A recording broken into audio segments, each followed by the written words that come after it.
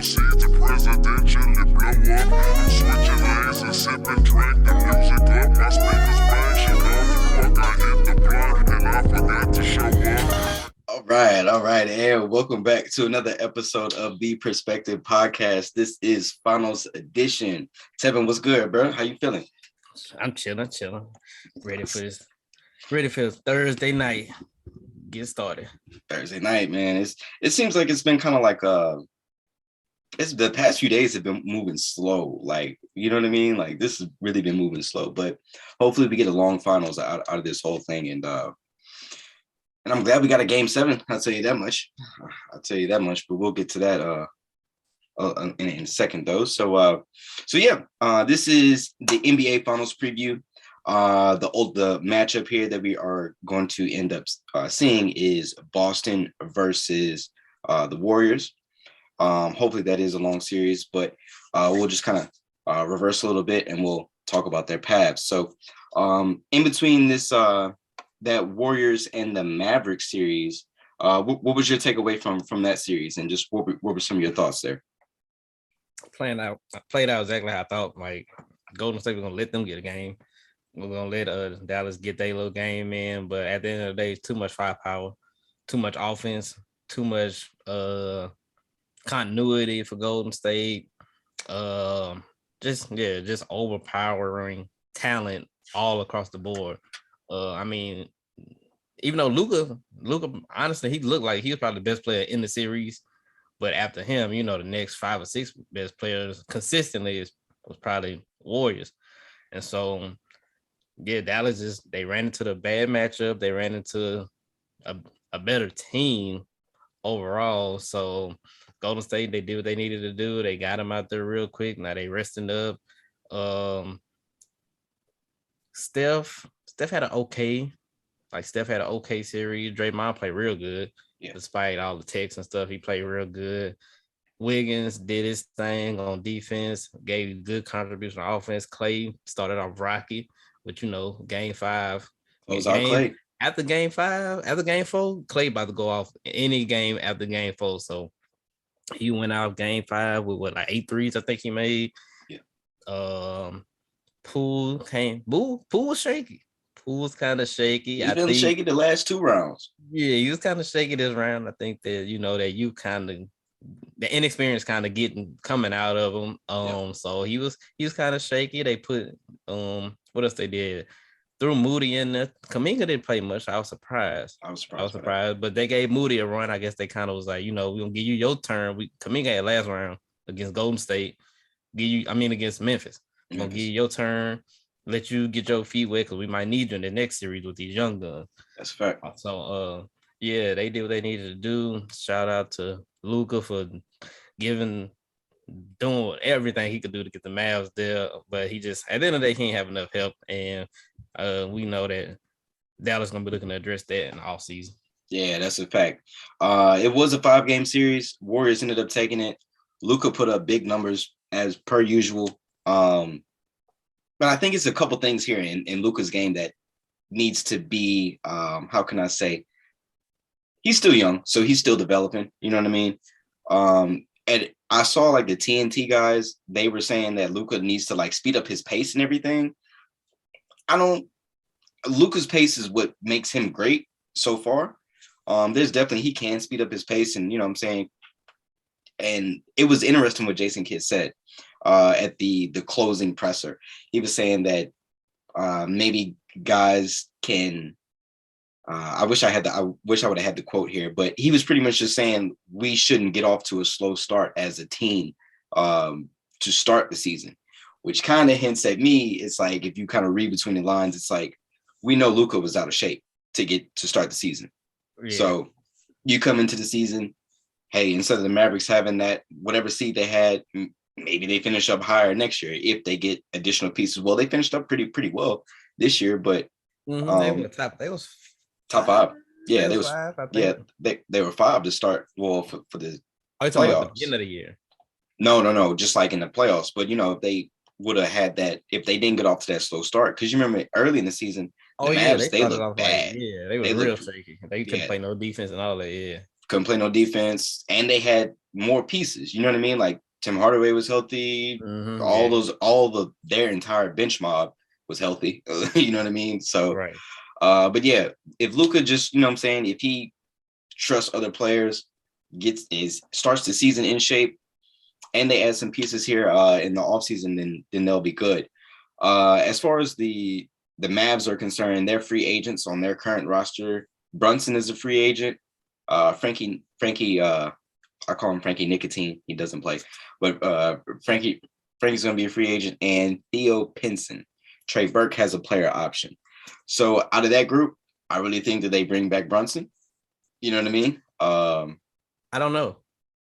You think he takes a gig somewhere else? Yeah, because I think they gonna really look at him like, man, we can't.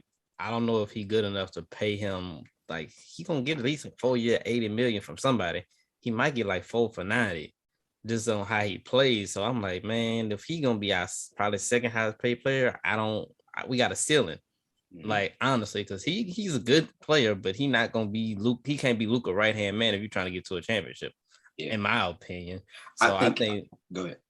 So I think they might let Brunson walk, or they might do a sign and trade, or do something to where they can get somebody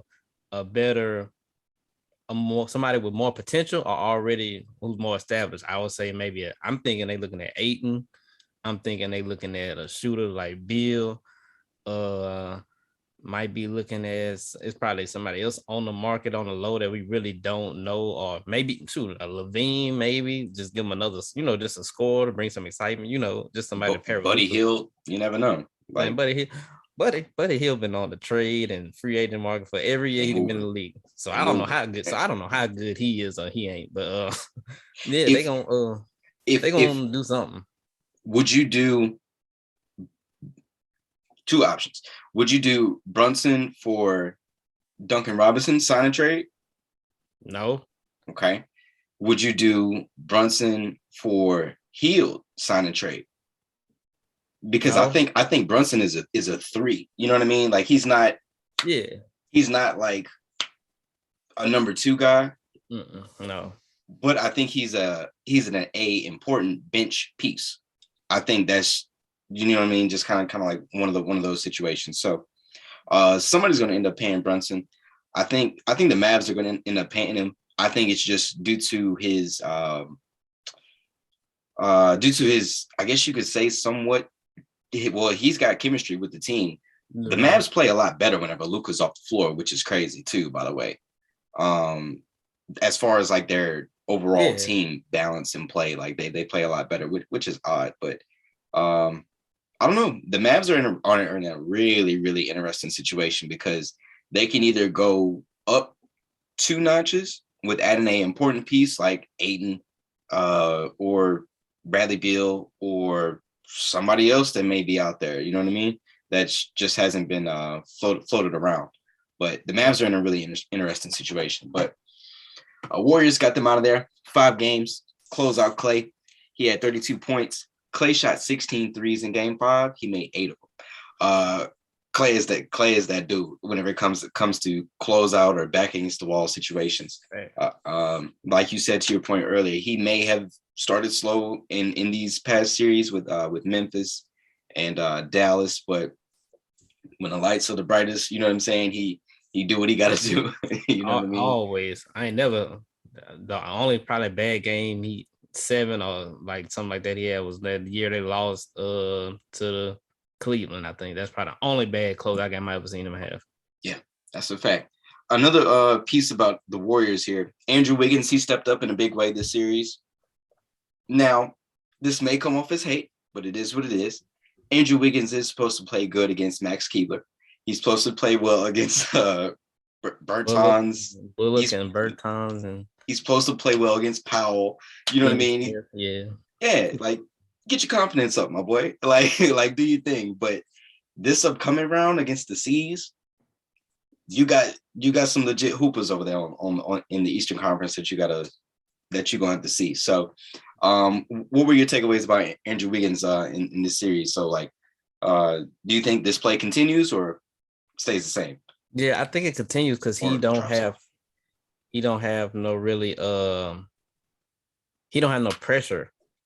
Like the pressure on him is to contain Tatum and Brown. That's the only pressure. They not asking him to score, even though he gonna get he gonna sneak around, get his 18 to 20. But the pressure is just on him to stay in front of your man, play good solid defense, play some good offense, move the ball, make your shots, be aggressive, and play some solid defense. So I think it's gonna continue. And then also he got his confidence up, and then he was looking at it too, like, man, he was the number one pick in the draft. Absolutely. In what 2000? What year was it? This 22. So he was like 2004. Was he 14 or 15? About 14. I know. He was in the draft. He was with Embiid. He was in the draft after. Yep. Because they the Kansas draft. That was Kansas. So I'm thinking 2015. I'm not sure, but I think it's 2015. So he came in. He was number one pick. He was supposed to be a franchise. That dude. Yeah, he was supposed to be the dude for a franchise, but now he kind of like fell into more his role. Like, I'm just a very, very good piece. I can be a great piece on the championship team. So he got all the tools. He got the athleticism to play with both of them. He can guard 1 through 3. He can guard small fours. And what I just been seeing is he just been real aggressive. Like he don't turn down. Like if he got an open shot, he just shoot it. He try to make his own shot when they give it to him. He try to attack the goal. Yeah. I just like he being aggressive, and I'm happy for him too. Cause dude I ain't say he got a bad rep, but like playing in Minnesota, having to be the number one, he wasn't built for that, especially not no team like Minnesota. Like they was in the dumps. You know, maybe it was another team that had some good structure. They could have worked it out, but he was in the bottom. He was at the bottom, so he had to overcome a lot. Now that he with a winning team and see how you play winning basketball, like he done stepped up and he been answering the call the last 2 years, honestly. Yeah, he's actually and to your point there about being with a winning culture, this might be the most winning that he's done since he's left Kansas. You know what I'm saying? Like maybe since the only winning he done since he left Kansas. Yeah, because it was like Kansas and he went to he's from Canada. So I mean, we don't really know too much about high school and things of that nature. But obviously, you know, you go to Kansas, you're pretty good. You know what I mean? So right. Because the Wolves franchise, it's been in the dumps since Kevin Garnett was traded out of that building. So I mean, I'm happy for Andrew Wiggins. I hope this play continues. I hope it doesn't fall off. He's an important piece going forward. He could be the missing link, you know what I'm saying, for other franchises if the Warriors decide to not pay him going forward. But I guess that's a decision for down the line. But shout out to Andrew Wiggins. He's doing his thing. And the Warriors are kind of at this point here where their slogan a couple years ago was strength in numbers, right? It's kind of like strength in numbers 2, part 2, because they play at least 8 guys. If you count Gary Payton II, you count Iguodala, you count Otto Porter. And like you said, in this past series as well, they played Kuminga in the second round. They played Moody this round. So they're a deep team. I mean, they have some bodies out there, but if you just had to rank I don't know, let's just say maybe let's save that. We'll save that for the back end. We'll save that for the back end of the show. But the Warriors, they're a deep team. They're looking good. Steph is struggling from this free throw line. I don't know what is going on. Like, I don't know. It's odd. It is odd. And to anybody who missed on bets due to Steph missing all these free throws, I feel for you because I may have placed a bet or two. You know what I mean? But I'm not betting no more. I promise I'm out. I'm out of the game. I'm not betting anymore. Bro, for me, it's too unpredictable. You never know what can happen. I just seen people miss out on thousands because of one little thing or 10 points or 5 points. I'm like, man, it couldn't be me. I'd be too mad for the rest of the month. Literally. And so this series here, as far as like to just kind of put like a bow on this series here, this series it had a lot of blowouts. To be honest with you, really like the finals, the conference finals on both sides, it had a lot of blowouts. Like it was hard to watch a lot of these games. This series in particular was really hard to watch because I mean, either the Warriors just jumped out and stepped on them early. I think the only 2-3 good games there that was in this series, it was like game 5, the closeout game was interesting. Game 3 and game 2 were the only really, really quality games to really watch. The Mavs made a late run in game 4. That game was not as close as the score says. So at all. Yeah. So any other thoughts on that series before we go ahead and wrap that one up? Nope. I'm just again so proud of Luka because man, that team. If you really look at that team, they not supposed to be. Their roster ain't supposed to be nowhere near no conference finals. But shout out to Big Luka, got them boys all the way there. That's a fact. Shout out to Luka, man. Hopefully he gets in shape. I love the trash he talks out there too. I ain't gonna lie to you. You know what I'm saying? Like he just cold. That boy cold. Right. Ever since he stepped on the court, he knew he was too good for everybody else. Absolutely. And so Perk, I feel for you, my boy. Celtics and Heat. We caught game 1. We actually watched game 1 together. We were over at my cousin's house at Perk's house and checking it out. What were your thoughts about this series here in the 7-game series that we had here in its overall? It was a fight. It was a fight because everybody was hurt. So it was pretty much the last man standing won. And fortunately for me, that was Boston. That they got through it. They made it through that test because Miami put up a fight, although if they weren't, Miami was a tricky team. You know, although they was number 1 seed, I mean, you looked at the team as a whole, playing wise, you're like, man, they got some holes, like a lot of deficiencies. I put it like that. So you looked at it and like, well, how the heck they got the number 1 seed? But when you start thinking about it, well, they in the Eastern Conference. You're not playing Orlando, the Knicks, who else at the bottom? The Hornets. The Pacers. You're not beating up on all those teams. Magic, Pistons. You're not beating up on all those bottom tier feeding teams. So the playoffs, once the playoffs come, you need what wins is number 1. You gotta have the talent. Number 2, coaching. They got the coaching, but they don't have the all around talent to be a team like Boston. Boston was just a more talented basketball team at the end of the day.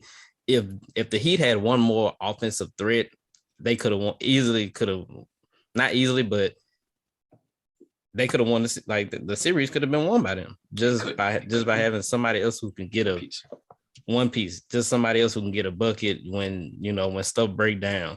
They ain't have nobody that could throw it to in the post. They ain't have nobody who can really take you off the dribble. Nobody who can break the defense down and make mismatches for other players. So that was their downfall. That's what I saw. That's why I picked Boston going into the series. I'm like, they're just too talented. Like once their defense lock in, like who's gonna score besides Jimmy Butler, as you saw. They let him get they didn't let him get off. He got off his games. He definitely did. But nobody else got off because they can't, because they don't have the skills. They don't have the ability to really just score buckets like that. Right. You're gonna let PJ Tucker shoot them shots. You're gonna let Struz try to drive the basketball. You're gonna let Deadman come off the bench and shoot some mid-range jump shots. Vincent. I don't trust none of them. I don't trust y'all yet. Y'all gotta show it to me. And that's pretty much how Boston did it. They're like, y'all gonna have to show us that y'all can do something outside of Jimmy. Special attention. Once we box Jim, just put Jimmy in this box. Don't let all those other shooters and people get off there. Like, we got a good chance. And Tatum, he did his thing. He wasn't as efficient as he was the round before, but he still did his thing. Marcus Smart made some good plays this series, and Al Horford just, man, he had a couple big games. He played like at 2009 Hawks at Atlanta Horford, because he he was everywhere, offensively, defensively. He made all the big, good veteran basketball plays, and that was the difference in the series. It's just they didn't have nobody else that can take that offensive pressure off Jimmy Butler. And I don't even think if Hero was healthy, I don't think he's to me. I still don't think he would have been enough. Not enough. Because I mean, like we talked after game one, and I believe Jimmy Butler, I believe he had 40 plus in game one. I think he had like 15 free throws, something like that in game He had one. a lot. And if you notice, to your point, like JB had 47 in game 6. Yeah. He almost gave them a 50 burger. You know what I mean? Like, if you need 50 points from one person to beat a team, you need some more help. You need more pieces. And he had to do it twice. You know what I mean? So Right. those free throws help. This series and overall, it was super physical. I loved it. It reminded me of like mid 2000s basketball. Once we fit. We got to talk about the refs. Yes. Let's wrap this. We're gonna talk about the refs in both series. Yeah, on both sides. Both sides. This game, this series, it was extremely physical. It reminded me of 2000s basketball. I absolutely loved it. I knew that this series was going to be low scoring because, I mean, it doesn't take much to beat the Miami Heat as far as offensively. 107 points is enough to beat them on a nightly basis, especially whenever you get to 110, 113 up there. They don't have enough firepower, no matter what they do. Injuries on both sides. Marcus Smart, I believe he had a foot injury. Al Horford had COVID for game one. Tyler Hero had a groin injury, not enough scoring. It was just Rob Bennett. He was in and out the lineup. He was nicked up. Knee injuries. Jimmy Butler had some knee swelling. Did Lowry miss a game 1 or 2 or something like that? He missed 2 games with a hamstring injury from the previous round. Dealing with the Sixers. Right. So that's been an injury that's just carried on. You got to be careful with those hamstrings and calves, things of that nature, because those are super, super sensitive there. But injuries on both sides, like you said, last man standing. I absolutely hated all the flopping that went on in this series. It's I think that it's embarrassing. And I think that kind of goes into that conversation with the refs as well. So I mean, it's really hard. It's really hard for you having so many stops in play, right? The refs got to go over here. They got to check this out. They got to look at this. We might as well have this referee conversation right now. The refs, they have to stop and go take a look at was this elbow intentional? Was this elbow just a natural basketball motion? Was he in legal guarding position? Did he beat his man to the spot for the block?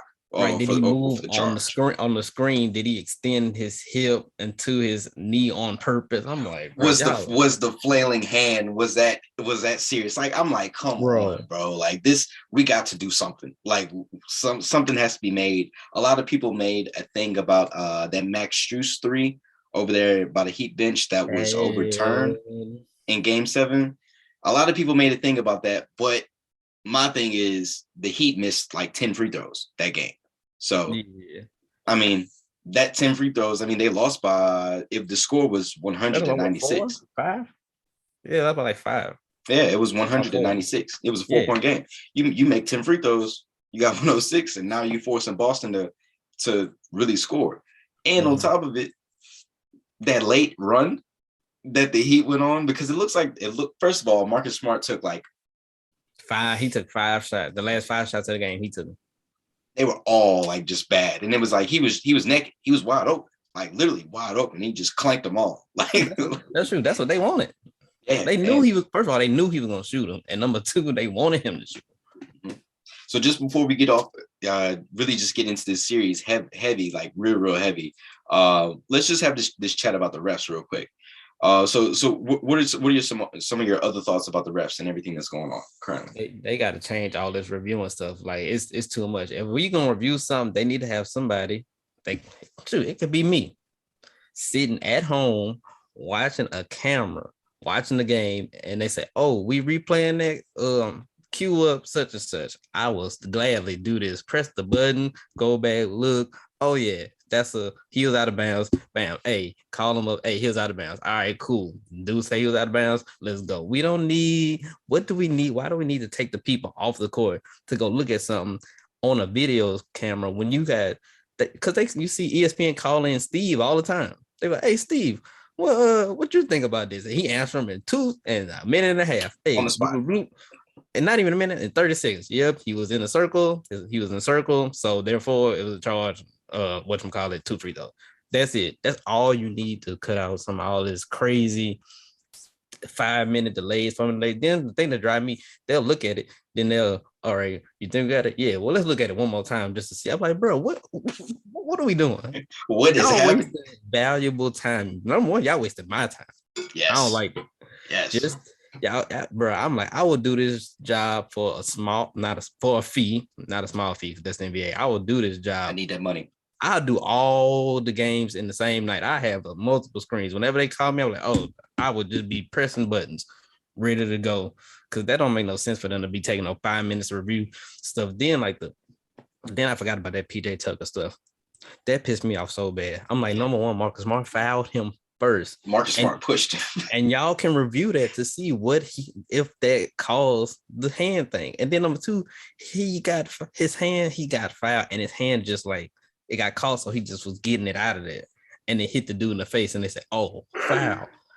What are we playing? A natural arm motion that somebody so happens to get touched by. That's an offensive foul. I'm like, no, like that shouldn't be considered an offensive foul, and it should have been a foul on whatchamacallit in the first place. But then the overview 3, to me, honestly, it looked like he had his heels up. Yeah. The front part of his foot was still in play. Yeah. The back half of his foot was literally like above the line. Yeah. It wasn't on the line. Right. From the angle I saw. So that was a bad, I ain't gonna say it was bad, but it was unfortunate that they took that away from the Heat. But bro, some of them foul calls that they was giving Jimmy, some of them blocks and block charge always hard. It's hard.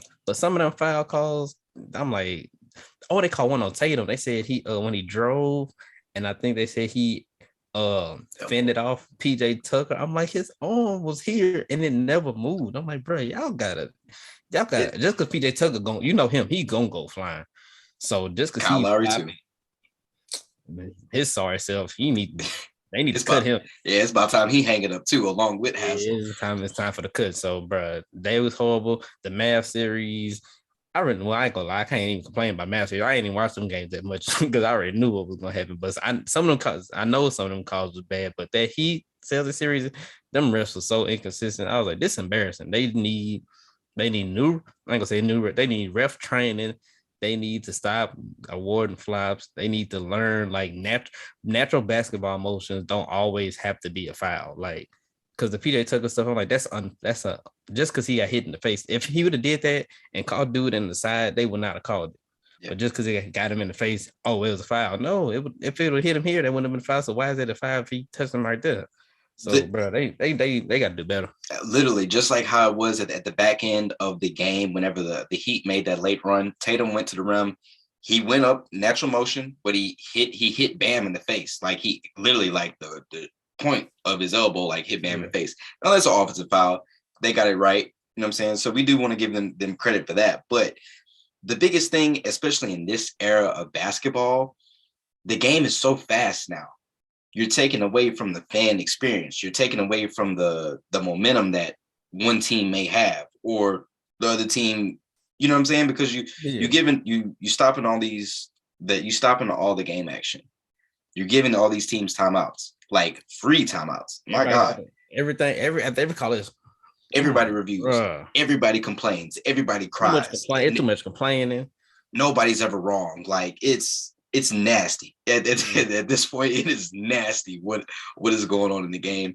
I mean, I hate to bring it to this, but the only way that boys is going to stop complaining and flopping is whenever you start you got more texts, and which is going to lead to texts, fines, suspensions. Like that's just what it's going to come to.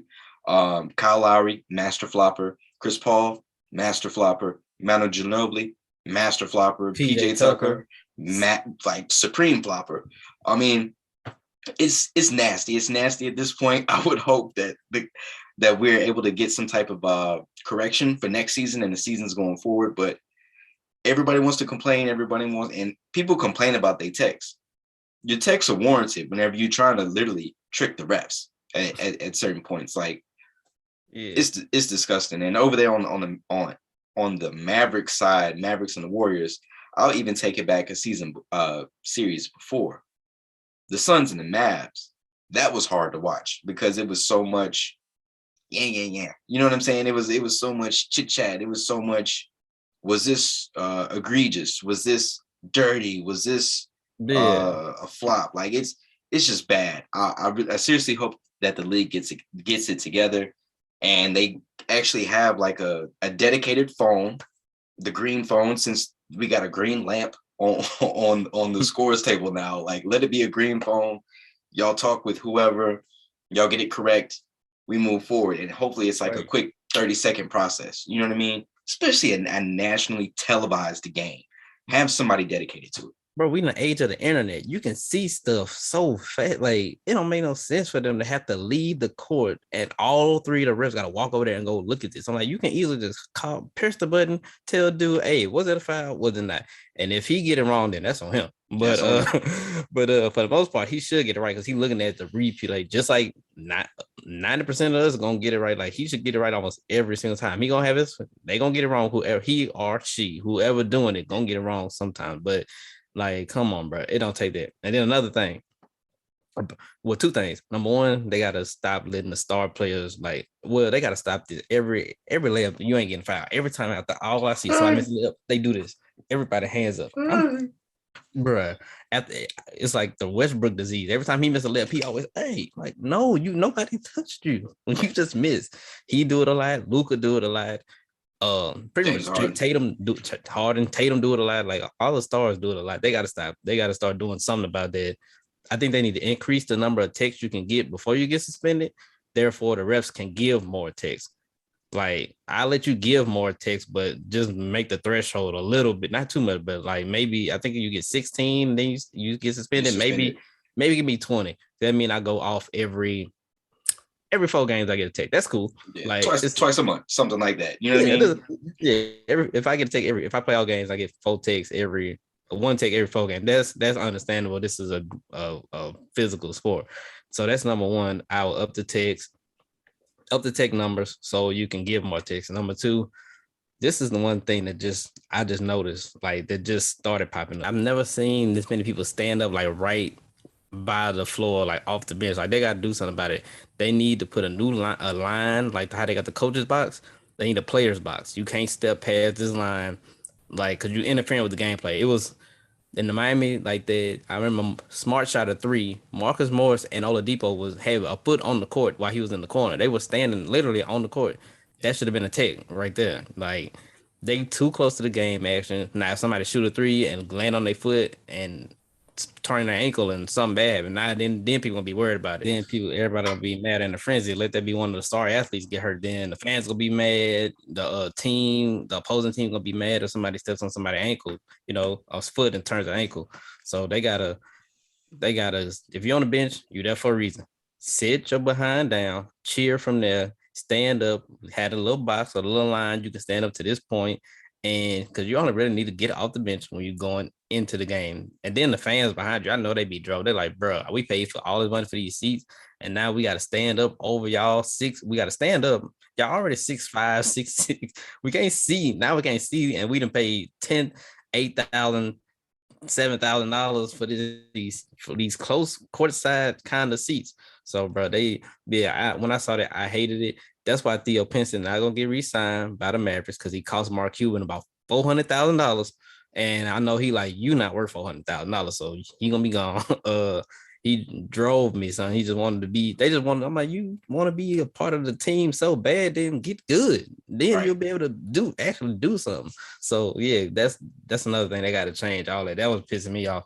Yeah, and especially like with the fans' perspective, because you got to think about how many people are behind that bench. You literally have given, let's say, 8 to 13 people. They literally have the worst seats in the house at this point. You know what I'm saying? And literally, might be the most expensive seats in the house because you're literally behind the players.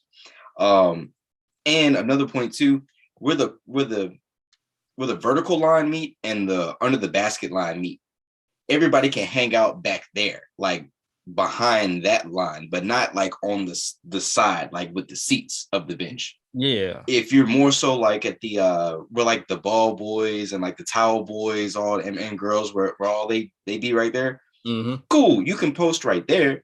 But if you literally like on the court, you're breathing on the court. There was a clip that's going around of Kyle Lowry. Somebody was in the corner shooting a three, and Kyle like wolfed at him. And it's like, are we just gonna let that roll? First of all, and then the other great thing is he was fouled out. So I'm like, you still kind of being a part of the game, kind of, if you behind somebody yelling at them while they on the court. Yeah, literally. And there's no telling what else happens and that we miss. And another thing too is, you remember the year I think this might have been KD's first year with the Warriors. Whenever Zaza Pachulia stepped on Kawhi's foot, whenever he was closing out on that three, and then that's whenever they implemented the protected shooter space. Right. Now that happened live action. That's a court injury. Yeah. Something like that could happen, but from the bench perspective. So that's exactly why you have to change this rule. Because if you remember during that series, whenever Zaza stepped on Kawhi's foot, the Warriors were getting spanked. They was getting spanked. They was getting whooped, and he was locking KD up. They was up 20 in the first game one. They was up 20, and that happened. And that changed everything. Literally, the whole NBA history changed right there. You know what I mean? Yeah. And so, I mean, they definitely have to do something about this in order to clean up the game. The refs have to make this a quicker process. Headquarters and league office, please fix this. The owners and the players, Chris Paul and CJ McCollum, y'all the leaders of the players coalition or whatever it's called. Right. Get it together. Please get it together. It's not that hard.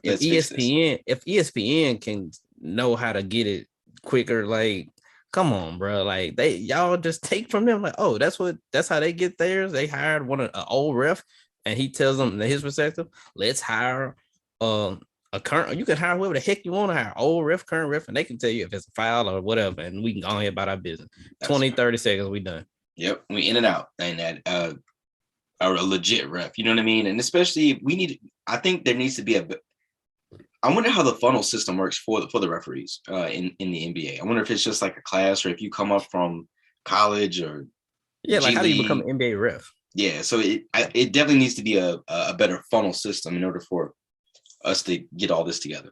While we on refs, I had a random thought earlier this week. Don't know why. Like, you know how we all like people like refs are kind of like a part of the game now.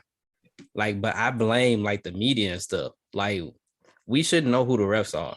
Like, at the tip off, don't say, oh, and the referee don't be like pointing out like this is Scott Foster. Yeah, we're gonna have the referee tonight of Scott Foster and Leon Woods and whoever. Don't do that. Like, the only refs we should know for sure before a game is like, say they did an interview and asked about the referee, like the head ref.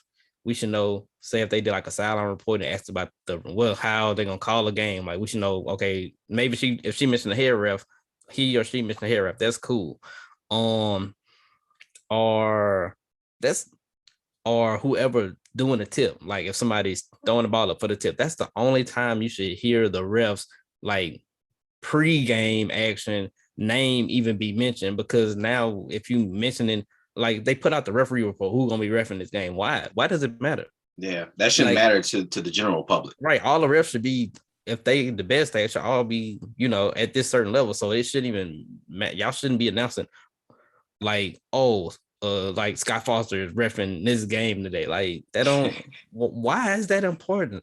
Like, are you telling us that for number one, betting purposes, or number two, are you telling us that because you want people to know, his family or friends to know that he's working this game and you can watch him on TV do his job? Like, nobody really cares like about that.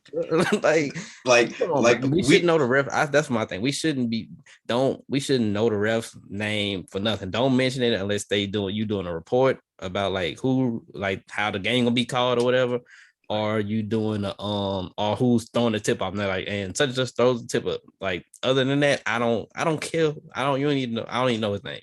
We shouldn't know that Scott Foster and Chris Paul have beef. Like we shouldn't know that. You know what I mean? Like Chris Paul, he made it a thing that every time Scott Foster refs one of his games, he has some of the worst games of his career, and it's always in the postseason. That's different because the player mentioned him specifically. Like, but the not media, the player. That's different. But like, if somebody, the media or somebody shouldn't just be mentioning refs and names. Like they're like, nobody care. I don't know no baseball. Well, I don't watch baseball, but I don't care whoever the baseball umpire is.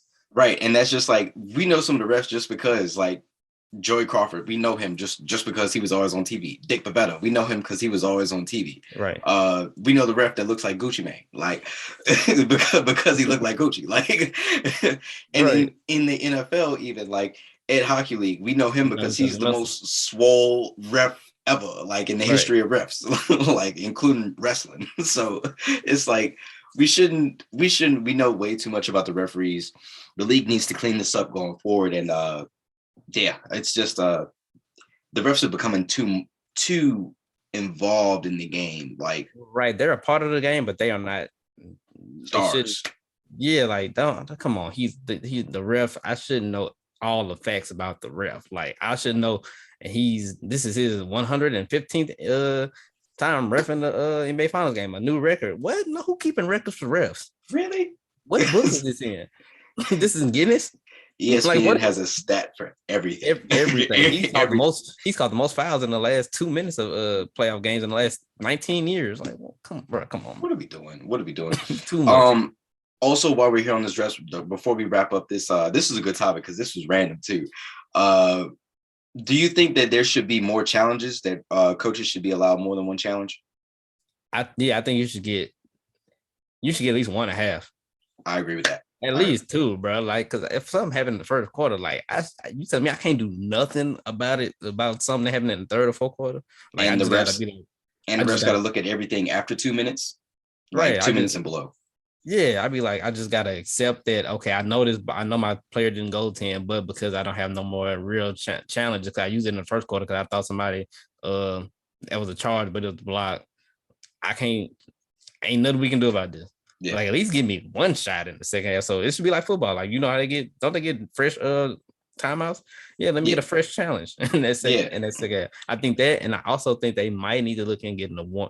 Maybe, they should look at the idea of getting another ref so they can have 1, 2, 3, 4. But maybe if you got another ref, they see more stuff, so more fouls get called. So I think that's kind of why they don't, or more violations and stuff get called. So I think that's why they keep it at 3, because you're not gonna see everything. But if you put 4, they might see a little too much. But yeah, who knows? They might. I think they should experiment with that, at least in the G League or in the what's this thing or called? In college, even in college.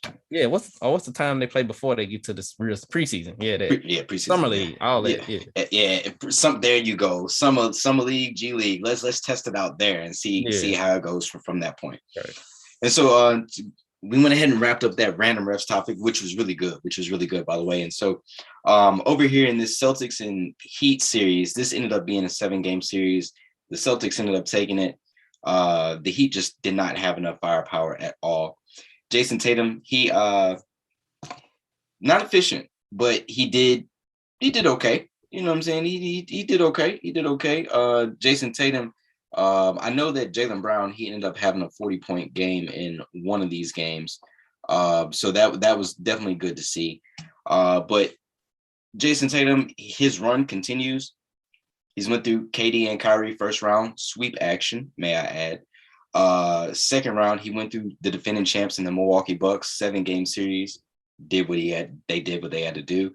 And now they went through the Miami Heat, and your favorite word, culture. They went through the Miami Heat and the culture of the Miami Heat. And so do you think that Jason Tatum he's taken that step from star to superstar? Or do you think he still has some more room to grow? Oh no, he a superstar. Now where you rank him is kind of, you kind of get tricky, but he's there because he does everything you need a superstar to do. Oh, you need me to get a bucket? All right, I can make it. You need me to make a play? All right. Need me to get a stop? All right. Need me to hit these free throws for the most part. I think, all right, you need me to get to the goal when, all right, like ain't no point he can be effective in almost in a lot of almost every like the major aspects of the game. He can dominate in those major aspects, like he can dominate in a major aspect of the game, whether it's passing, shooting, rebounding, defending, getting steals, whatever, leading, just leadership. Period. He can control a game with the ball in his hands. Yeah, he got all the tools. He a superstar. Like, ain't too many people you can put on a team and just lead them, but he one of them. He's a all around threat. Like, he's not the best 3-point shooter, but when he shoots it, I'm afraid. You concerned? I'm like, I think he gonna hit it. Yeah. And he just got that he got the mentality. Now it's looking like he only 24, so we've been putting this pressure on him since he came out of Duke, because we was all like, man, then he's the next, like, maybe he's Kobe, maybe he's the next Pierce, or he's the next great wing player. Everybody was always saying it, but he started off so hot. When his team got so deep into the playoffs, we kind of like expected. I think we expected too much of him at a young age, but now he's matured, his game's matured, body's matured, and it's coming together at a great time. So he answered when I forgot, he had one bad game, but then he came back the next game. I think he had like 35 or 36, 30, something like that. Yeah. And I was like, that's what a superstar do. Bad game. All right, we're gonna brush that off. We gotta win this next game. I'm gonna step up, do my thing. We win it. He's a superstar, but where you rank him is whatever. But he in that club. He in that club now.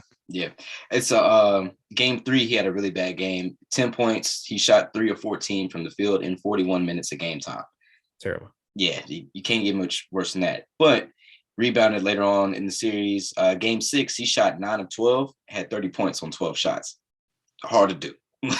You know what I mean? Hard to do. They lost game 6, but he responded. He had 2 30-point games. He had a 29-point game, 29, 27, 10, 31, 22, 30, and 26 in the closeout game 7.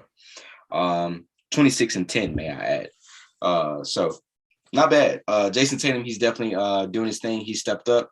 I saw some Celtics Twitter. They were kind of mad that he had the 24 band on because, the Lakers Celtics thing, but that's his inspiration, man. Like, right. I ain't mad at nobody like for doing that. And I give a lot of credit in this series to Coach Ime Udoka.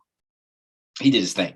And I give a lot of this team's progression credit to him because it's obvious now with the Brad Stevens experiment that they hit the wall or they hit their ceiling rather, because you run into LeBron James, you know what I mean? And, right. And we were talking in our pre-pod, they pretty much ran their entire squad back from that 18-19 season. You just remove Kyrie, you know what I'm saying? You just remove Kyrie out of the mix. You replace Kyrie with Derek White and Pritchard. Grant Williams and Pritchard, and you got the same squad. Right. That, you know what I'm saying, that lost to LeBron in that season there. But the Celtics are definitely on a good run. Jaylen Brown, he showed up this series as well. He had a 40-point game as well in this series as well. Jason Tatum took some, at a certain point, it kind of looked like he was starting to kind of force it a little bit. But then that's when, certain timeouts happen, or maybe a review or a ref situation happened, and coach pulled him aside, was like, yo, like, just make the right play. Coach Udoka's his focal point in this whole series was making the simple play. And sometimes the simple play is the best play. So yeah, that's what you saw in the last 3 or 4 games, last 3 games. You saw what Brown, he was trying to do some of the games. He was trying to do too much. He was over dribbling. He was getting too deep in the lane. And Udoka was like, bro, calm down, make the pass, stop, think, make the pass, make a pass. You don't have to try to score or one-on-one every single time. Just make a pass. If you ain't got it, pass it. You ain't got it, pass it. It's gonna come back. The ball gonna come back. we gonna move the ball around. He's like, because if Boston don't turn the ball over, they're gonna win the game. The only reason they lost games is because they turned the ball over. Literally. But every game they didn't turn the ball over, like they won. So that's what he kind of got to them. He was like, hey, make it simple. Don't be so like hard. Don't make it hard. Don't make the game hard for yourself.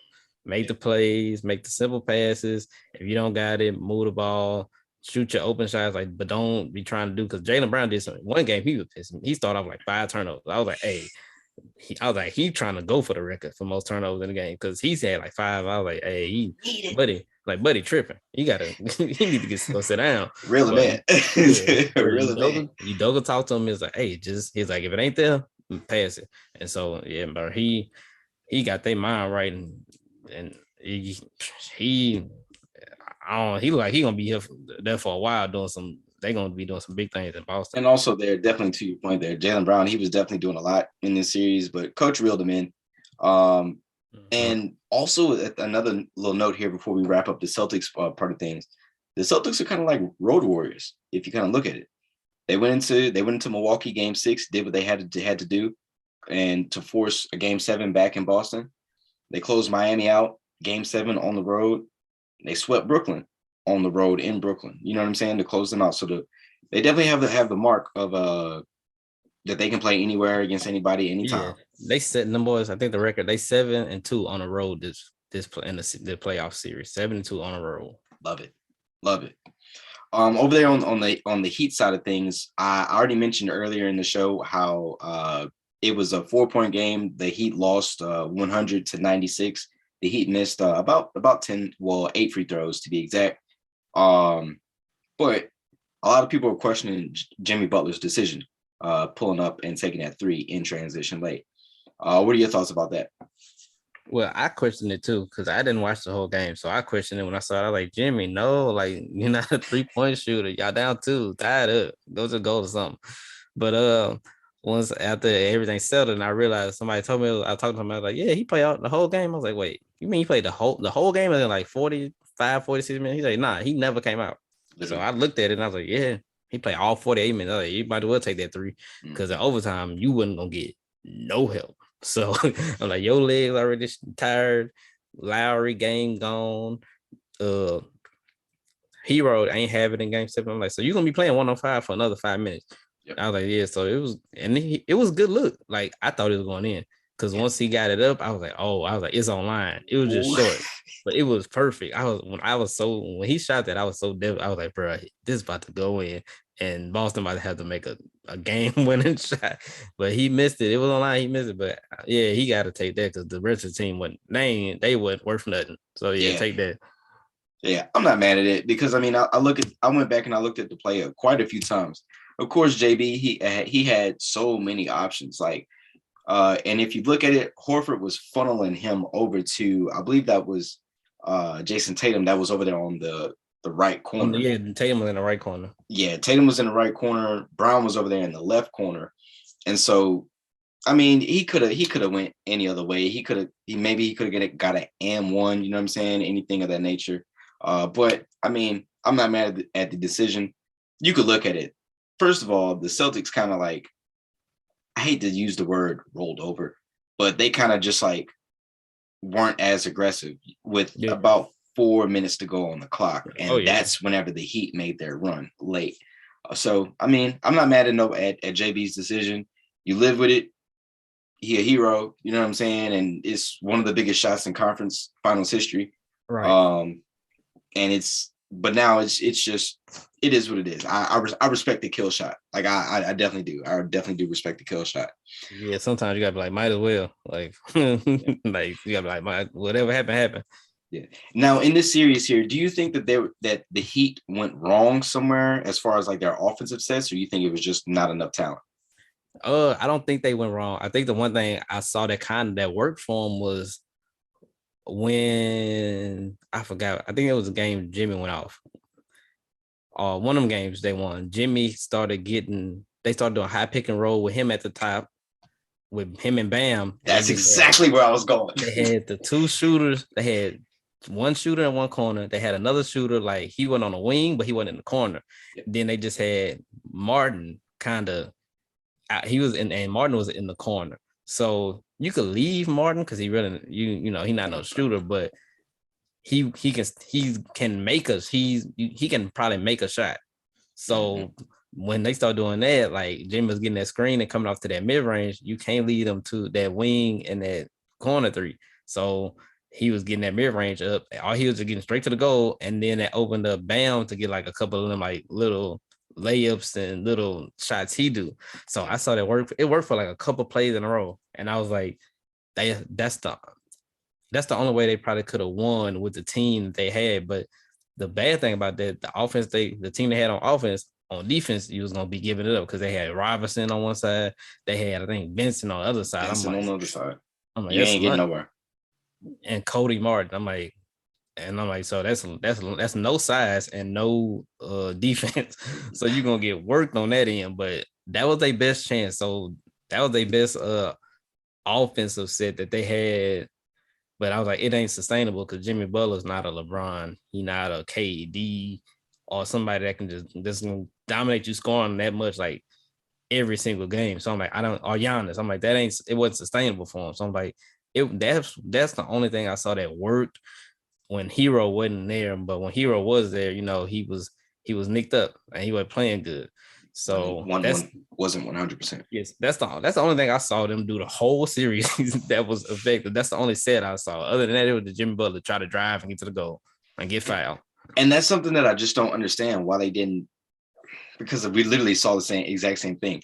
The high pick and roll with Bam was working. It was effective in the early part of the series. That's why they had so much success offensively. And I mean, you run those high pick and rolls and you got options. If I remember correctly, Coach Spo's options were it was Cody Martin and Hero were on the floor at the same time. Then the other sets was Vincent and was it Strus? Or probably was it Strus? Yeah, it was Vincent and Strus were on the floor at the same time, but you still running the same action.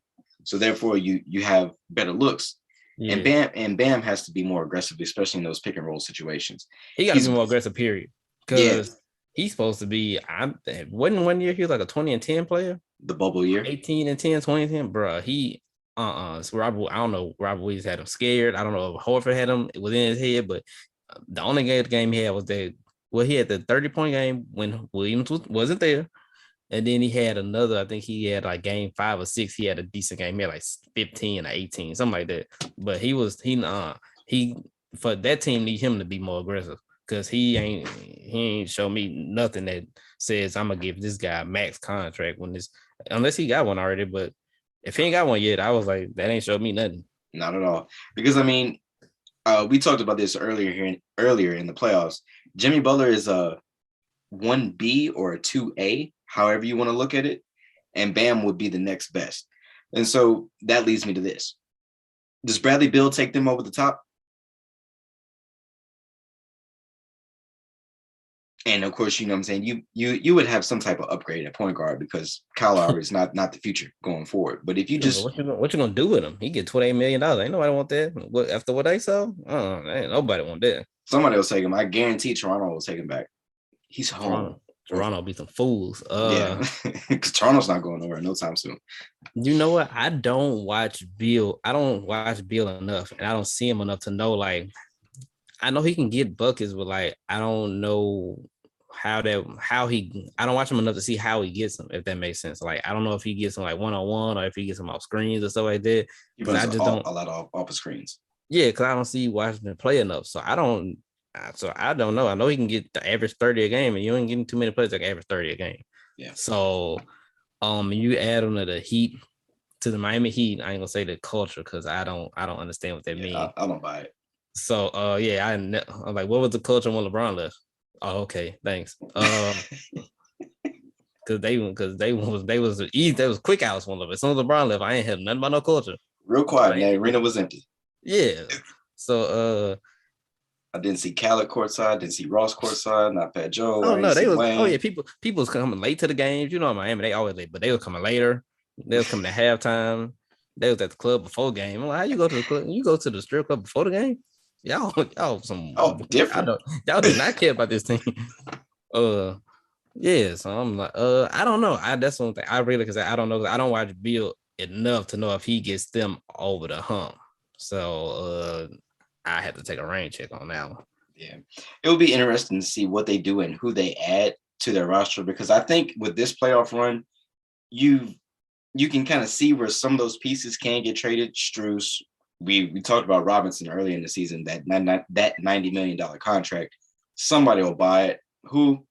They're fools. Hopefully not Chicago. Well, they could use Rob. He can play, but they gonna have to upgrade the people beside him. And like, if he your weakest player, like defensively, or if that's your weakest player, you still good. Like you good because he can shoot the lights out. But if that's your one weak player and the rest of your team good, I think you still, to me, you can win with somebody like that because he can just shoot. So he shoot it so good. And he also was putting it on the floor more later in the series once he got more PT, because he was like, bro, I'm really not just, he's like, I can do other stuff, but they need me, but I'm a shooter, but I can do the dribbling stuff. So I think they can keep him. I would keep him, try to move the Strus. I think he's a more consistent shooter than Strus. The numbers might be kind of close, but I think I would rather Duncan Robinson be shooting my threes than Strus. Yeah, and especially Duncan Robinson, like he was sitting on the bench for the majority of the season. DNPs. Yeah, for a lot, and then I believe that was game 3 or 4 he checked in, and that game was pretty much a blowout. If memory serves correct, it was game 4. That game was a blowout for the majority of the time. But then Robinson came in, he just started putting up shots, confidence. It's no better feeling whenever you're struggling and you're shooting or just trying to score the ball, or just trying to contribute. And then you start to see, and the ball just goes to the hoop for you. You know what I'm saying? And it just builds confidence. So he can shoot the rock.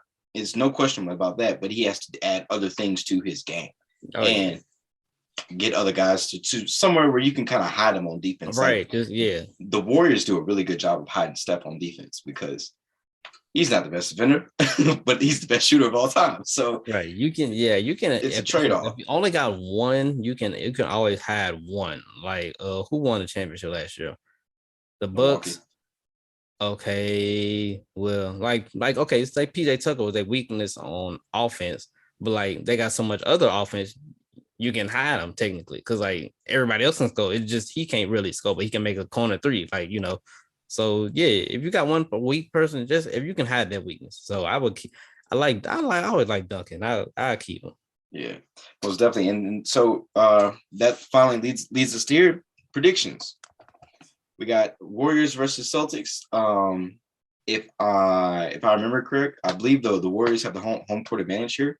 Oh yeah. To start off, and so these are going to be really good crowds. As far as like TV perspective, like Warriors crowd, they've been going dumb for years now. Celtics, that whole New England fan base, they're just crazy and rabid fans up there. So what you got here? I'm going to pick with my heart because my head says Golden State in 6, but my heart says Boston in 6. So I'm going Boston. I just think that Tatum and Brown just have this ability now to like dominate, like to take over the games, like they can be like feel like that they are the 2 best players on the court, like, and they got the skill set to do it. So I think that's gonna show up big. I think the matchup in the front court is gonna be big too. Williams and Horford versus Looney and Draymond. Yeah, like how's that gonna turn out? Because Looney not really. All them little easy shots he was getting against Cleaver and what's the other guy named Powell? Whoever else they tried to throw at center. Even the Memphis series against Clark and Triple J, like and Adams, but this is a whole nother different animal out of there with Rob. So all them that extra little 8 or 10 points he was getting, he might not get that. I'd be surprised if he on the floor most of the time because they probably try to go small against Boston and so they can force Rob outside of that paint and have him on the perimeter. So to go ahead and pick and rolls. Right. So that's gonna be hard. So Draymond will have to do some if they do play both of them and Draymond only big, really, they don't have to do some rebounding because Rob gonna get them offensive rebounds and Horford gonna get them, he gonna clean up the glass too. Yeah. That's my thing about it. Like that inside, I don't think Golden State will be able to get to the inside. So they're gonna have to shoot the lights out. And we all know they can. but I think that the perimeter defense of Boston is good enough to not to contain multiple of them from going off. Like if one, I can see maybe one person getting off for a game, but I don't think Clay gonna get off and Poole gonna get off, or Steph and Clay gonna get off, or shoot, God forbid, I don't think all three of them gonna get off in the same game. So I think Boston is gonna have the defense to do that. Now I'm scared because the Golden State Warriors are the best team at moving the basketball that I've seen since the 14 Spurs probably. Yeah. So all the Golden State teams since Steve Kerr got that move the ball, but they're gonna move the ball, they're gonna move themselves, and that's gonna be the challenge for Boston because I think offensively Boston gonna be able to get some of the stuff that they want. Like it's gonna be kind of tough on Tatum because I feel like Draymond and Wiggins gonna be the primary guards on him, defend on him. But other than that, Brown, I think he's gonna be able to get to his spot, elevate over Clay. Marcus Smart is bigger than Steph. I think if he wants to get to the lane, he can, drive, body him up. And my boy, Grant Williams, bro. He been coming out the bench. He's been the unspoken piece to this team for Boston because he allowed them to play small but still be big because he only like 6'6", 6'7", but he looked like he about 255, 260. That's a big boy. So and he be knocking down on threes. So clutch corner threes. I just think Boston has just one of them years where it's time for a different team. Like when the Raptors won it, like it was just somebody else's time. So I think it's gonna be this might just be Boston. And who knows? This probably could be Boston only one time, like Toronto. But I think this is theirs. That's what I think. Yeah. And so with I'm gonna take Warriors in 7. I'm going Warriors in 7. I think what we'll see a lot early is in this series is a lot of I think they're gonna try and trap Steph in between with Smart. I think they're gonna put Marcus Smart on Steph as the primary defender.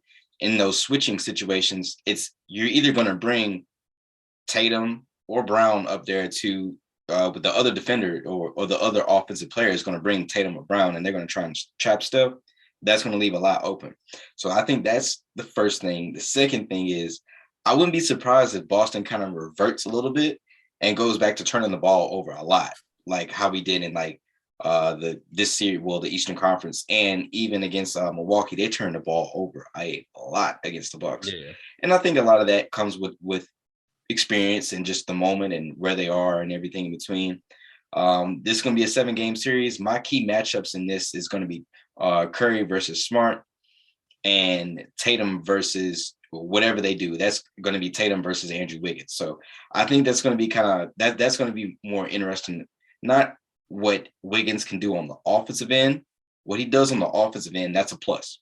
And that's going to be a plus for whatever you can do. But as far as defense is concerned, he takes the challenge. He takes the challenge of playing defense. So I do respect that. So, and you never know. We might see where Draymond may even clutch situations and clutch moments, last 2 minutes of the game, whatever the case may be, depending on how the rebound situation look or just how the flow of the game is going. I think we may see Draymond matched up with Tatum as well. So because Tatum's supposed to be that dude, they're gonna throw Draymond at him, and Draymond is the ultimate aggravator. So that's gonna be interesting to see. So I got Warriors in 7. Hopefully we do get a 7-game series because I absolutely hate whenever the finals end in sweep action or 5 games or something or anything of that nature. So that's what I got. And I'm super interested in this coaching matchup between Coach Udoka and the defensive mindset that he brings to the game, along versus Steve Kerr and the offensive mindset that he brings. So this is going to be really, really good. And this may actually be the 2 deepest teams in the league, matching off against each other. So that's going to be good. Good news as well. If you're a Warriors fan, Gary Payton II is expected to come back in this series from that fractured elbow that he had against Memphis. He's supposed to be back. And like I mentioned earlier, Otto Porter, he may come back, and Iguodala, he may not return because that injury that he has, it may be a bit worse than what they originally diagnosed. But I mean, Iggy, he's 38 years old. I mean, it's gonna be kind of hard for him to keep up with them young bulls out there like that. So, Right. so yeah, man.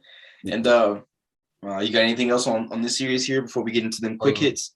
Yeah, I think one adjustment that Golden State might do offensively is like either they're gonna be doing that pick and roll with Steph and Draymond. They're gonna be whatever because they're gonna want to try to get that switch with Horford and Draymond. But I also think they're gonna be doing some stuff where Draymond's handling the ball primarily and doing a lot of off-ball stuff with the other players. So Horford isn't like, in the back line, like communicating like the defense, like, cause that's probably where he's the best at, like being on that back line, like calling out stuff and reading plays and stuff. I think they're gonna try to have him more on the perimeter, like occupied with Draymond doing Draymond stuff while all the other action going on. That's something that I would do as a coach if I was Steve Kerr. Absolutely. And then there was a stat that you sent me. I actually meant to work this into the show previously.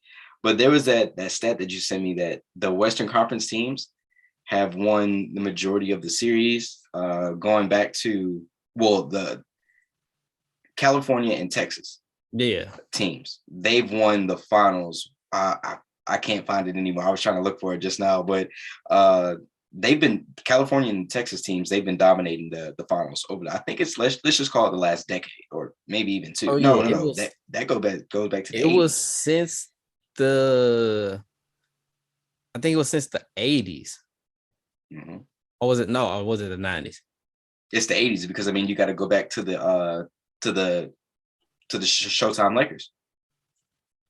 Because I'm trying to think, the only teams that have won it that were outside of Texas have, like, recently, I would say the last 30, let's say since 90, was the Bulls, Pistons, Celtics, Raptors, Bucks last year. Bucks. So, no, it was since the 2000s. It had to be since the 2000s. I don't. Dang, I wish I had it somewhere on my phone. I don't know where it is. Yeah, I can't even find it. You said I'm about to find it. It was a good stat. We got to hurry up and put this in here. This was a real good stat that my partners shared with me, and I sent it to you. Let's see. I sent it to you. And another thing, just while you're looking through that, looking for that stat there was it's news here. They've named these trophies now. So the Eastern Conference gets an MVP. The Western Conference gets an MVP trophy. Steph Curry won the Western Conference MVP. I believe that's named after Magic Johnson, and the Eastern Conference MVP is now named after Larry Bird. Jason Tatum, of course, won that. And of course, it's just real interesting, man. It's just I like the fact that the league is honoring those legends of the 80s, and just a past time. So hopefully they name something after Kobe soon. So right, because at first I was like, somebody asked, like, well, why didn't they name the Eastern Conference after LeBron? Then when they start thinking about it, well, if you name him, how would you feel naming a trophy after somebody's currently playing? Like, what if he went? Well, he's in the East, he's in the West now, but it was like that's kind of weird. Yeah. So it's cool that they honoring them now. Like, I guess conference. So now I guess conference MVP is gonna add to your legacy now. Yeah, it's weird. It's still weird seeing players hold up like because it looks like the Finals MVP trophy. Like, it's just weird to see that. But I respect the league for, what I'm saying, and Adam Silver and the guys up there and the ladies up there for just saluting legends of the past. I definitely do respect it. Oh, well, I can't find it. But yeah, I can't find it. I don't know where. I forgot where you sent that to me. I forgot if you sent that to me on IG or if you text it. I can't even find it in a text thread. Man, like, it was such a good stat. But yeah, the only other, pretty much the West has been dominating. The California and Texas teams. Yeah, California and Texas have been dominating the Western Conference, wasn't it? Yeah, because I think the only team to make it out of the West since I think it was the 80s that was not a California or Texas team was the Supersonics. Well, yeah, Trailblazers and the Supersonics. Yep.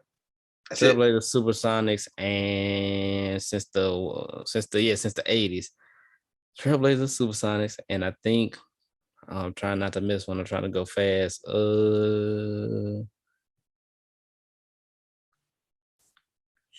Yeah, I think that's it. Yeah, because I mean, even in between like the time of those dynasties, like Lakers dynasties in the 80s, then you had and we're talking just strictly Western Conference here. Mm-hmm. Lakers in the 80s. The Lakers had a run in the early 2000s. They started off the 2000s. The Spurs won. They won once in the 90s. Then they had their dynasty in the 2000s. And the Warriors in their dynasty on the front half of the 10s. And right, because Dallas got theirs in twice. Houston got to the finals twice. 96, 97. Yep. Well, yeah. And we forgot one team, Phoenix. They got to the finals in the 90s. And Phoenix. So it was only 3 or 4 teams that wasn't from California or Texas that have gotten to the finals in the last since 19. I think that was 79. Yeah. So I mean, hey, if you're a betting woman or man, might want to bet on the California team. I don't know. Don't take advice from me because I'm not a gambling expert. And yeah, I don't even want to talk about it. So, you got anything else here before we go ahead and wrap on up?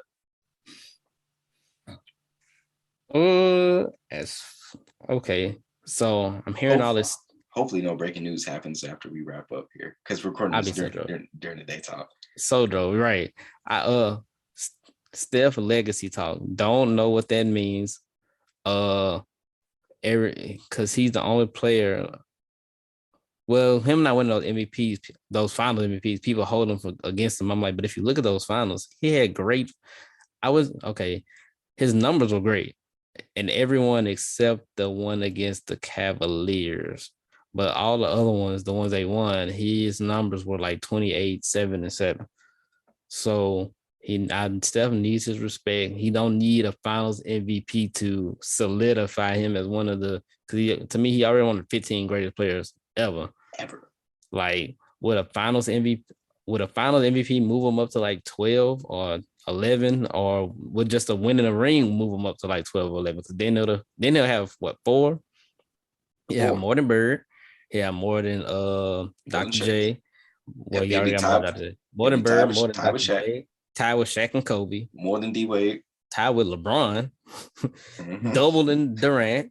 Double Hakeem. Tie with one behind Tim Duncan.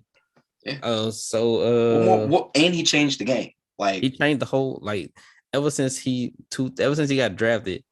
I would say the year I would put in is probably like ever since 2014. You ain't never seen this. People never shooting threes like how crazy they've been shooting them. But the last 7-8 years, that's all teams do. Oh, shoot threes. Even teams that can't shoot a lick gonna shoot 35 threes a game. That's just what he's made the game into. Like just off his impact alone. So yeah, bro. All this stuff talk, all this stuff foolishness. Now don't put him too high. I heard somebody say so who was that said so? Oh, what was that? Pat Bev crazy stuff talking about his legacy can rival LeBron. I'm like, bro, stop it. Never. Stop it. LeBron James has changed the game in so many different ways. Like LeBron has dominated the game for so long. He made it look too easy to where he don't get the respect he deserved. He got to 8 straight conference finals in 9 and 10 years, and people were like, oh, but he didn't win the finals. You know how hard it is to get there 8 years in a row? Pat Bev hasn't been to the finals once. Me and Pat Bev tied for 275,000th on the playoff on the finals appearances in NBA history. We tied. I'm actually tied with Pat Beverly at finals appearances, and I ain't played an NBA game since I came out the womb.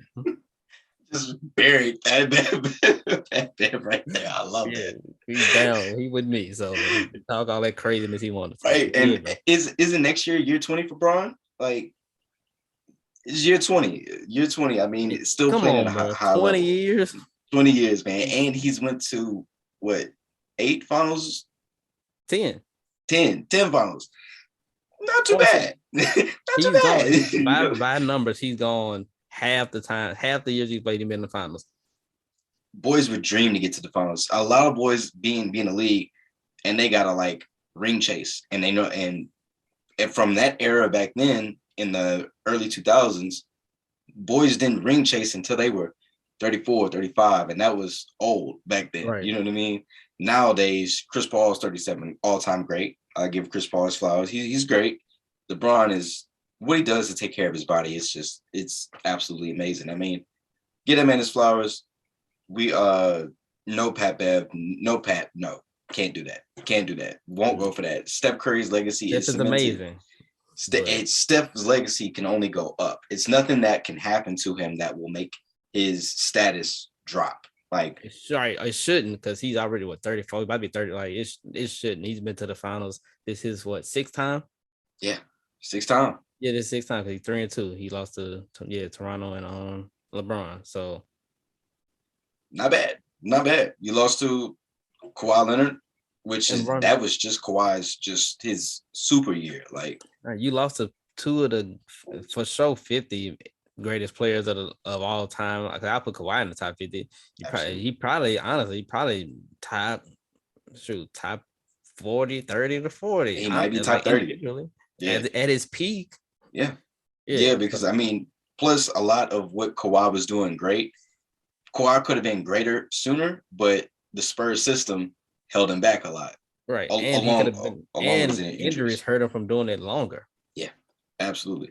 And so that's going to be interesting to see what the Clippers look like next year. I wonder if they do any type of roster reconstruction. Well, I'm not going to say reconstruction, but what they do to their roster to get better. Right, because they would have, in my honest opinion, I think they would have won. They would have got to the finals last year. Yeah, I think they would have healthy. I think they would have got to the finals. Absolutely, their window is closing. This Clippers team's window, that window is closing. But So you got anything else on the list there before you go ahead? We should go ahead and shut it on down. Let's see. I feel like we touched on everything. We did the East Conference last. We slandered how terrible Kyle Lowry was. Oh, got one more person to slander. The great, the legend of the Heat, my Udonis Haslem. Shout out to you for this being hopefully your last season in the NBA. It was fun while it lasted. We enjoyed your 9 points and 7 rebounds per game for the 27 years work you put in, and establishing this Heat culture thing that I don't know where it comes from, and for being the world's greatest coach / mascot / bench warmer. Bench filler. one time for Udonis Haslem. One time. Just absolutely amazing season. He was just distraught in Legacy Hallway or whatever they call it for the Miami Heat. He is the culture, but I guarantee you, UD, your playing minutes won't be missed. Won't be missed. Especially not these last. Nah. Especially not these last about 8 years. Right. So, I'm waiting for that the Udonis Haslem documentary come out from the Miami from braids to fade. The Udonis Haslem Miami Heat story. Doc. The 3-part series documenting his entire career run as I think he was undrafted. University of Florida. Or he was either undrafted or he was like a late pick. But he got there. His journey to the league. He got skinny. He starting. They won a ring. He got a little older. The team got a little better. He went to the bench, was a good contributor on that other championship team. And then the last one, he hung in there for the ride. And ever since then, he's just been a great Miami. I would say he's been a great Miami citizen. How hard is it to just like not dress out and for him to just like put a suit on and sit next to like Alonzo Mourning or he could just put a polo on and just sit right next to Caron Butler and Chris Quinn. Well, Like, those I think the way everybody I think this is the not main hard. thing. It's not hard, but those coaches checks don't hit the same as those players checks. If you know what I'm saying, because I think the minimum he can get the veteran minimum is like 2 million, so he can write or 1.2 million, 2 million. So you get that, or you can be an assistant coach for the 200 for the 300,000, 200,000, 150,000. I think that 1.2 to 2 million kind of is what's making him stay. Which I don't hate him. Well, I hate him for taking it, but I can't hate Get your him. money, but I can't hate him for taking it, but I can't hate him that it's available to be taken. they're making it. They presenting it to him. Right. So. If they're saying, "Hey, we want you," who am I to say turn down $2 million? That's a fact. All I want to know is just where can I get a gig where I can like sign up and be like those Celtics players that didn't do squat, like bench mob. Like how or who do I have to play like one-on-one just so I can like get that job? You know what I mean? Like, because I'm sure I can kind of make something happen. You know what I'm saying? Like, right. I can make a mean free throw at practice so we ain't got to run. That's it. I guarantee a mean free throw. I guarantee I'm in shape. You know what I'm saying? I'm in shape to be able to. I'm not gonna guarantee that for myself. But no. If we doing some type of sprints to half court, yeah, I got you full court. Oh yeah, full. Oh no. Yeah, I know full court might be a different story. Half court, I got you. Free throws, I got you. Energy players, just the glue, the chemistry, I got you. I got it. I got the music bumping in the locker room. Good vibes. I bring some vibes. That's me. I got it. Where do I sign up? David Griffin, give us a call. So we get, or whoever owns the Detroit. Well, it's cold up there. I was about to say, never mind. Yeah. Whoever is in the South and the team sucks, call me. Please, somebody. You know what I'm saying? I could have been. You know what I'm saying? I could have been on the bench with the Grizzlies doing whoop that trick. I definitely play for the Orlando Magic today. That's a fact. I will play for the Kings today. Joe Dumars, call one of us, please. Please. You there now? Yeah, he's part of the Kings front office. Like this is his first year. Like oh, okay. Well, this will be his first year. Let me put it that way. Oh, so he's new. Yeah. New. Yeah, he was part of the reason Mike Brown got hired, all that stuff. Oh, okay. Shout out to Joe Dumars. Did not know where he's been at these last couple of years, but now I know he's resurfaced in Sacramento. I definitely will be not tuning in because I'm like, I'll be alive. I say I'm watching King game, but I'll be rooting for him to be successful over there. That's a fact. Shout out to Joe Dumars, one of 318's on. Shout out. So yeah, man. While we go ahead and wrap up the show, I thank everybody that's tuned into this episode of the Perspective Podcast. This is the finals edition. We are officially available on new streaming places as well. You can check us out on Pandora now. You can check us out on Samsung if you have any type of Samsung device. We're actually over on FM Player, Google, and Amazon as well. Amazon picked us up. Shout out to Amazon. And so we all over the place. Yeah, we over here getting to a progression. Shout out to our editors of the show, and thank you guys. And make sure y'all share it with a friend, share it with a family member, all that good stuff. So until next time, y'all. Peace.